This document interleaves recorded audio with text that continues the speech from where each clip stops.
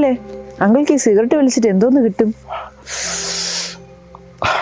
മക്കളെ, ഇത് എൻ്റെ ഒരു ലഹരിയാണ്, പിന്നെ ഒരു രസം. ക്ഷീണമായി പോയടേ, മാറ്റാൻ പറ്റുന്നില്ല. അങ്കിളെ, എൻ്റെ അച്ഛനും ഇതേപോലെയായിരുന്നു. ഒരുപാട് വലിക്കുമായിരുന്നു. മരിച്ചിട്ട് 2 ആഴ്ചയായി. ലിങ്സിൽ ക്യാൻസർ ആയിരുന്നു.